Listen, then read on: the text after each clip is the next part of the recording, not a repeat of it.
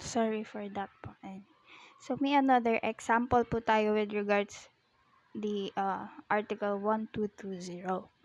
Peach and Beck solidarily obliged themselves to pay Joe the amount of 300,000 on December 31, 2020.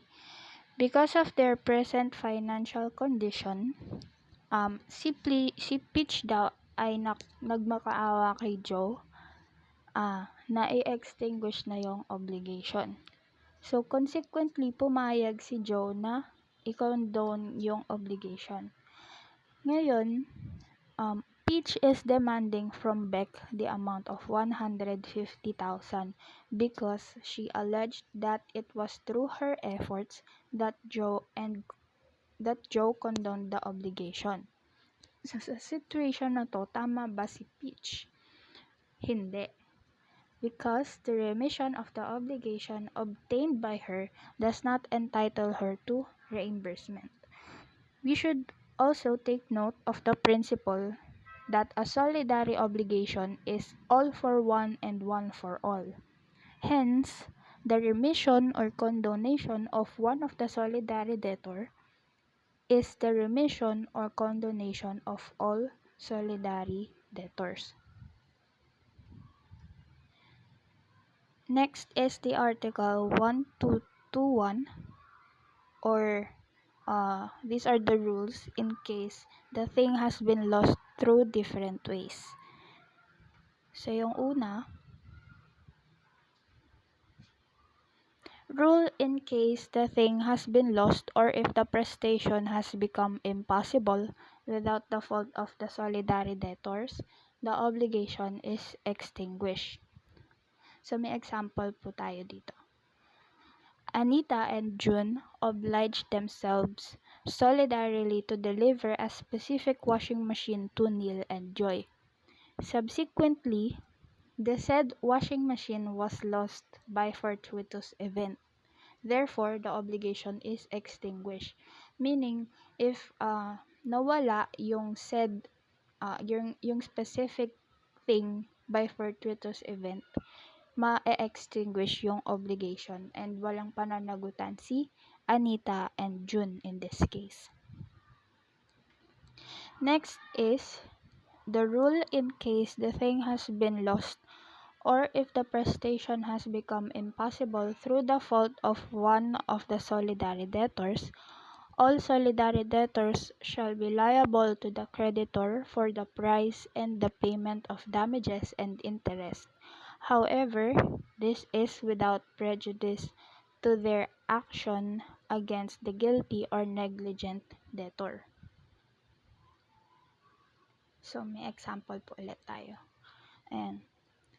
Arya and Spencer obliged themselves solidarily to deliver a specific washing machine to Hannah and Emily, the solidary creditors, on December 31, 2020. The price of the washing machine is 50,000. Subsequently, the said washing machine was lost through the fault of Arya. On due date, Hannah made a demand from Spencer. In this case, Spencer is liable for the price of the washing machine plus the damages and interest. Pero, Spencer can ask reimbursement from Arya, the amount of 25,000, which is her share in the obligation, plus the total amount of the damages and interest. Ultimately, it is only Arya who will finally be liable for the damages and interest because it was lost through her fault. So, yung hatian sa pinaka-price ng washing machine is 25,000 kay Spencer and 25,000 kay Arya. Pero bukod pa doon yung total amount of damages and interest which will be paid by Arya kasi siya yung dahilan kung bakit nawala yung specific washing machine. Next is the rule in case the thing has been lost or if the performance has become impossible through fortuitous event but after one of the solidary debtors has incurred delay all solidary debtors shall be liable to the creditor for the price and the payment of the damages and interest. However, this is without prejudice to their action against the guilty or negligent debtor. So, for example, again, halos same lang din naman siya dun sa previous rule, no? Ito po. Arya and Spencer obliged themselves solidarily to deliver a specific washing machine to Hannah and Emily, the solidary creditors, on December 31, 2020.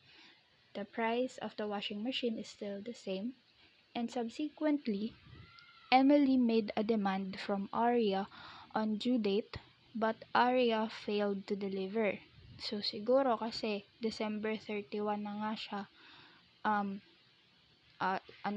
New Year's Eve. So, hindi na-deliver ni Arya yung washing machine. Thus, delay set in. Then, noong January 1, 2021, the washing machine was lost through fire of an unknown origin, or pwedeng, syempre dahil New Year yun, maraming putok, fireworks, ganyan. And it could be the cause of fire, which is a fortuitous event. Thereafter, Hannah made a demand from Spencer. In this case, Spencer is liable for the price of washing machine na 50,000 plus the damages and interest.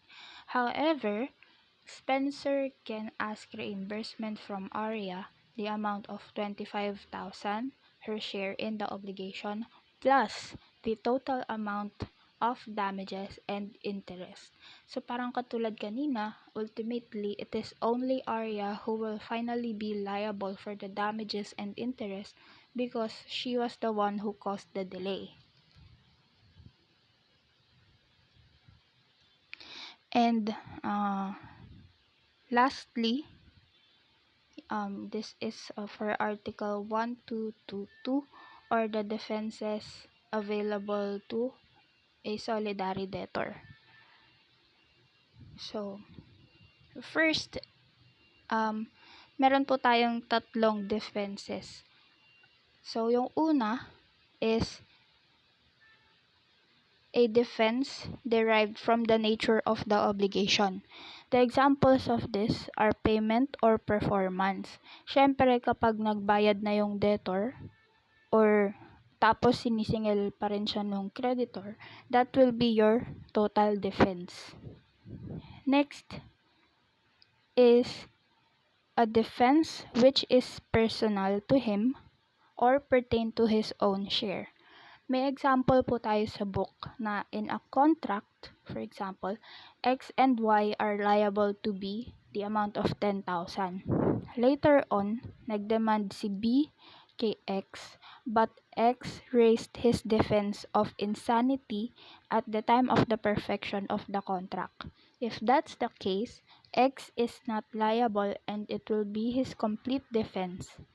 So, may iba pa pong example of defenses tulad nito, like minority, fraud, mistake, violence, and intimidation.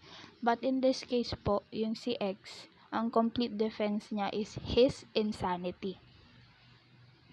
And lastly, the defense which is personal to other solidary debtor. Pwede nating balikan yung preceding example that in a contract, X and Y are solidary debtors for B for the amount of 10,000. Then nagdemand si B kay Y, but Y raised his defense of insanity of X at the time of the perfection of the contract. So kung totoo man yung defense ni Y na because of insanity ni X hindi sila makapagbayad ng let's say for example, not on time di sila makapagbayad, he is only liable for 5,000, his share in the obligation, and it will be his partial defense. Hence, he is not liable for the share of X amounting to 5,000 pesos. And that's all for my discussion. Thank you for listening and God bless everyone.